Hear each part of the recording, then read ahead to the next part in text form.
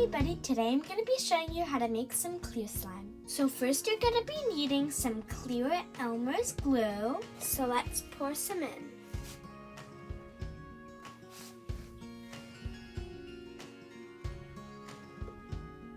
And every slime needs some colors, so I have this red food dye.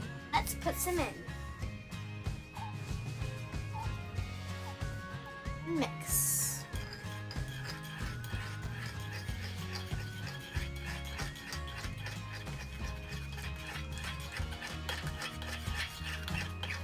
Now it's time to activate.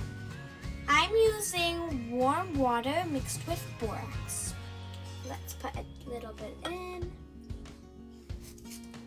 Mix it. So you're just gonna keep having to add more until it forms a slime. Adding more and more, and it's been kind of looking like this. It's like kind of like starting to clump up. So our slime's almost ready. I'll show you the full results in just a second. So guys, here's our slime. It's pretty good. I love it. And if you want to make this like a total clear slime, you could put it in a airtight container and wait like a couple of days until it clears up. So thank you guys so much for watching.